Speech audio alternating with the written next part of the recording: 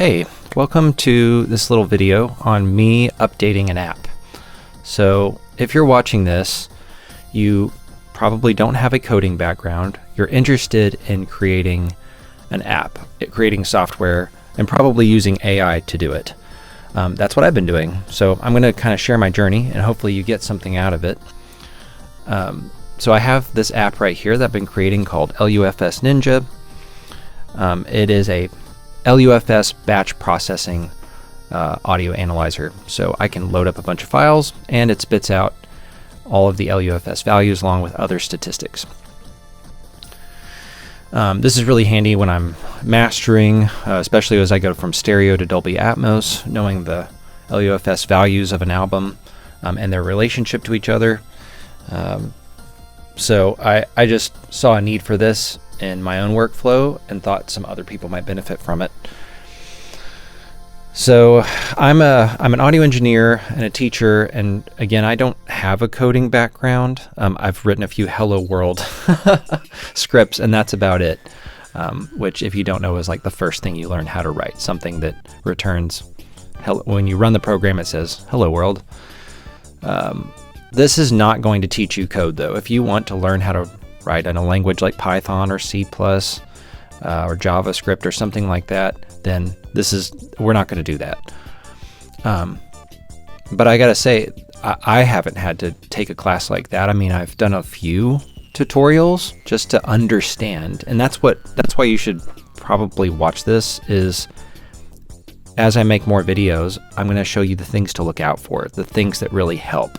Being able to have an idea of what's going on so you can correctly communicate to AI or someone who really does know a lot about code. Before I get into this, I want to say something else. If you're writing some piece of software for yourself, you can probably be done 10 times faster than what I'm doing easily. It actually doesn't take that long to spit out a program that does XYZ for yourself. When you start polishing it, though, to make it look like a nice user interface for yourself or others, or you want to make it distributable, now you are like getting into so much more work. It's easily 10 times as much work. So just know that you will spend the majority of your time working on the graphic user interface, the GUI. Okay, so where I am at this point, I have this function where I can sort. I wanted to be able to sort my columns like this. So I click on any header and I can now sort them, which is great. This column was empty, so I wanted to fill it with something or delete it. It was also conflicting with a function that I do want, but I don't want like this, and that is when I click on a header, it copies the information. So I've disabled that. It took a pretty long time to get this numbering to work. What was happening was it was attached to each row, so when I would reorder this, the numbers would reorder. Not cool. I just wanted to say 1, 2, 3, 4, and stay like that forever. There was no benefit in me reordering this because the numbers are arbitrary. There's no need for me to order it and to invert that ordering right now. So I wanted them to stay still and this to not reorder anything. So you can see I've fixed that. That really did take about 4 hours, and I used ChatGPT and Claude to try to figure it out. And we finally got there. But I was surprised how long that simple concept took. It would probably just be easier to say, you know what, never mind. So another thing that I recently added was that I can right click and hide the columns.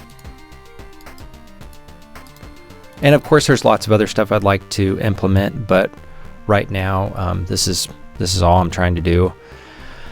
So what we're trying to do now is let me go to my test audio. Oh, it's over here. So we'll load this up. Okay, it analyzes them. Again, it's a batch processor, so I don't have to do this one at a time. I get all the data right away.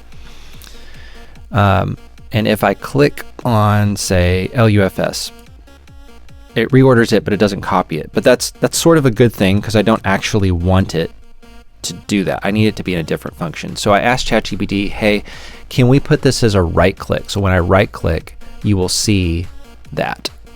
And then you can ask it to copy the column of data. So that's what we're going to try to do right now. So here I am in ChatGPT. I've already prompted it. Hey, is it possible to add copying columns of data maybe to the right click area? I'm glad it is not fighting with the row sorting, but I do want it to be able to copy these. So what I've already done earlier in this session is drug over my script here, LUFS _ninja _GUI.py for Python, and told it to, oh, if you don't know what this is called VS Code, Visual Studio Code. It's free. Go download that. You could use other IDEs like Xcode, and then Terminal is running the scripts. And you have to install the dependencies for whatever you're doing. But anyway, back to this. So I've already given it a prompt, and earlier on it has my script. It's looked at it. Sometimes I paste. I'm like, hey, here's what I'm looking at. Can you tell me based off of this what to do? And I've told it to give me either line numbers like 1183 as an example, or give me before and after. Show me this is what it looked like before, this is, and then this is what it looks like after. Otherwise, it's speaking in a way that's like to a proficient developer who already knows where a method and a class and a indentation and a helpers and so on like are in the script. Whereas it's all still mostly gibberish to me as I look at it.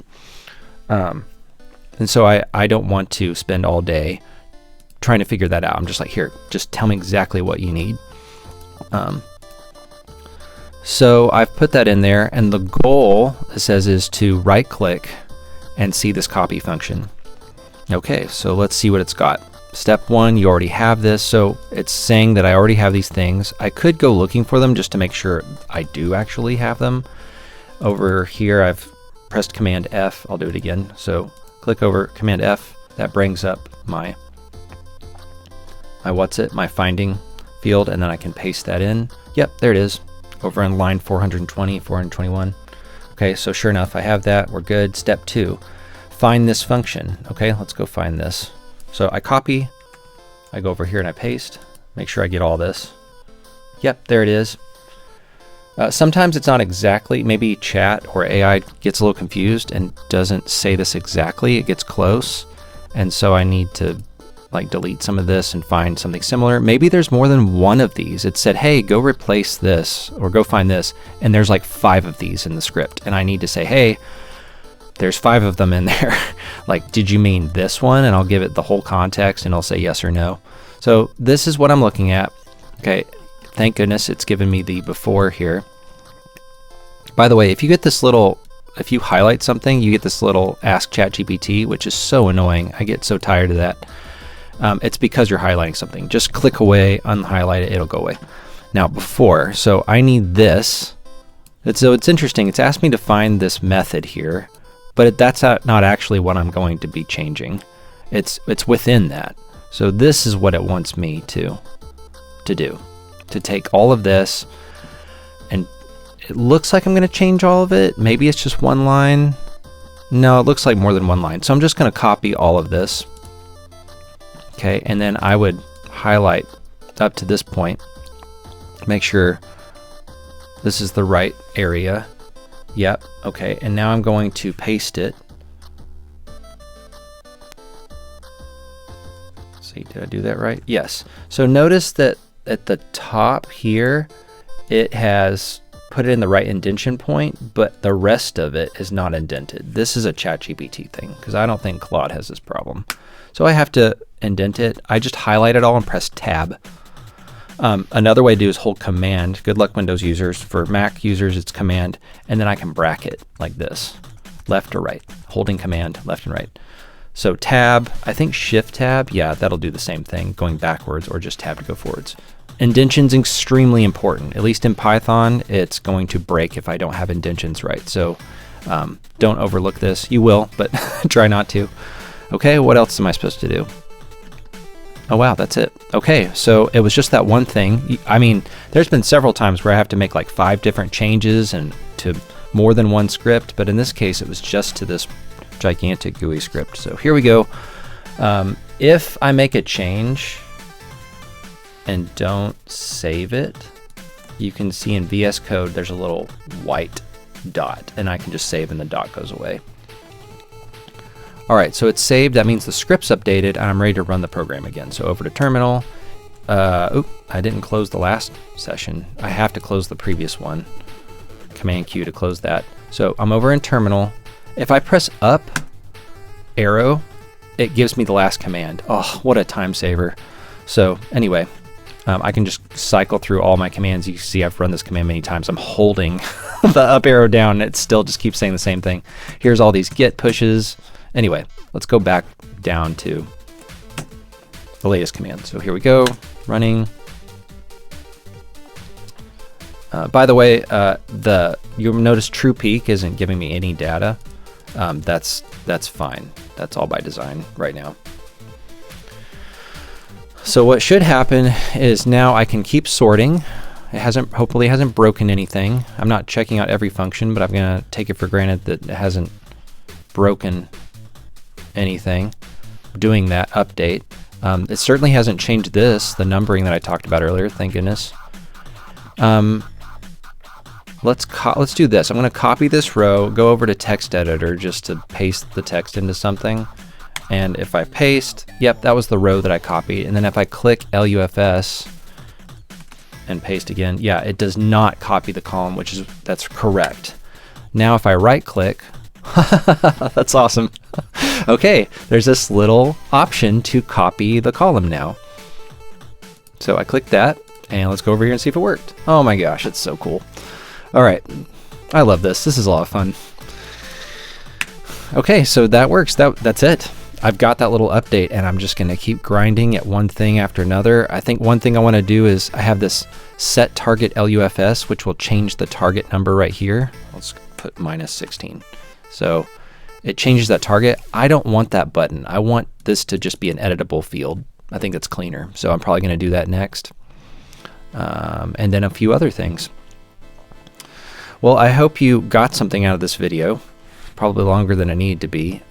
Subscribe if you want to keep seeing some videos. I will be putting out a video kind of tutorial of like, here, this is where you start. These are the things you need to know. Yes, you can ask ChatGPT all this stuff. You can ask Claude, whatever it is you're using. But you know what? Even with that, even though that has saved me years of learning how to do this and trial and error, I still would have gotten off the ground faster knowing certain things. And I bet I still have some more things that I'm going to discover that I'm like, oh wow, I wish I had known that months ago or weeks ago or something like that. So that's my goal, is to show you that stuff, show you where to start, and then you can be off and running. So like, subscribe, there's more coming. Let me know in the comments what you think, and please be nice. I'm a noob. I don't know anything about coding. You know, someone may be watching this going, oh, you fool, you must do it this way. Great. Okay. I hope everyone watching this has a terrific day, and I'll see you in the next video.